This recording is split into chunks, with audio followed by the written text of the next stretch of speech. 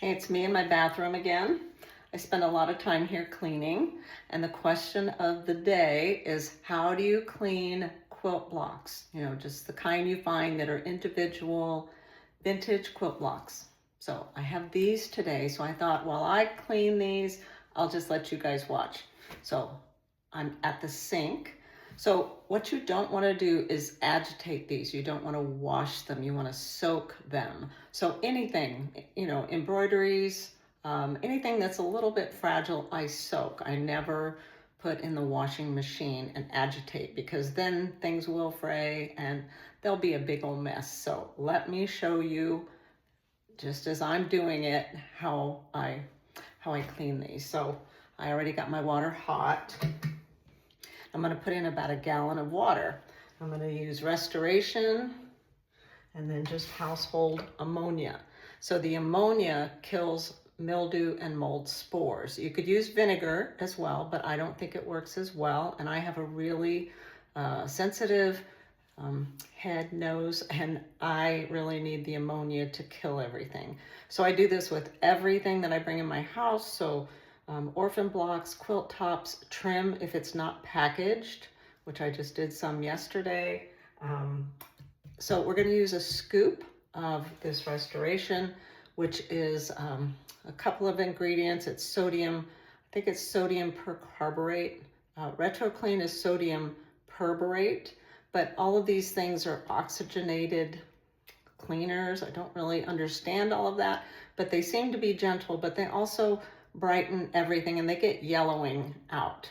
I've used this in Retro Clean for, gosh, 12 to 15 years. So, and I rarely have any bleeding. Now, I will say, if you have reds, and you know, I'm gonna do these, so I'm gonna watch these for a minute, but you know what, I already did I did a bunch of these already and they didn't have any bleeding. So the only thing I would watch for is red, and if it starts to bleed, get it out of the water and rinse it right away. But we're gonna use hot water because that's what activates this, okay, the cleaner. So let me run some hot water. Might be a little loud for a minute.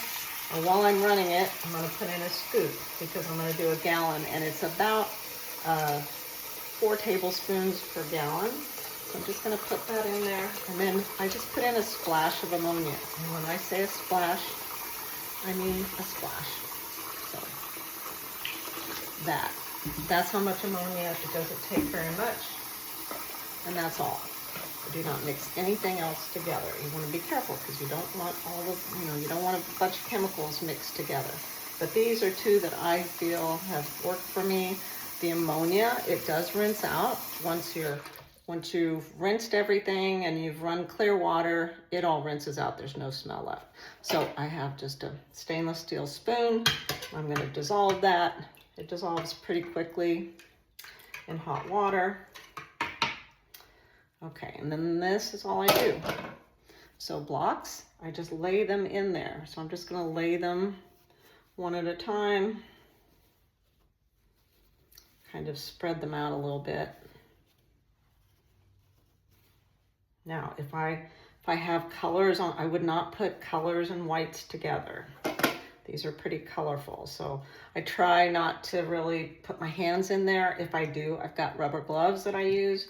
So I'm gonna just use my spoon, and I don't agitate it. I just kind of move it around, because what's gonna work is just sitting in that solution.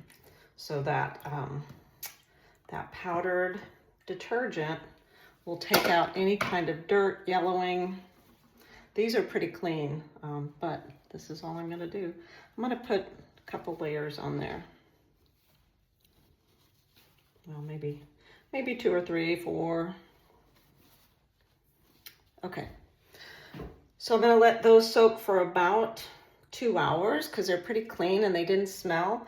If I had something that was really dirty or it smelled really bad, I would probably let it soak all day and then rinse it. So after I've soaked this, let's get those down in the water.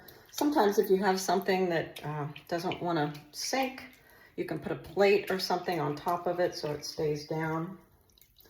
But this will be fine, because then what I'm going to do is come back, maybe every 30 minutes.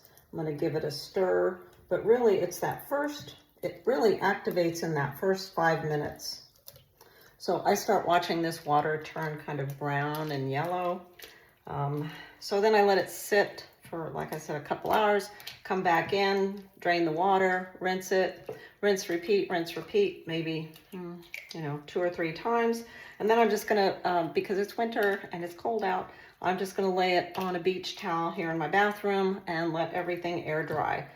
First though, after I rinse it, I'm gonna squish everything out in a towel.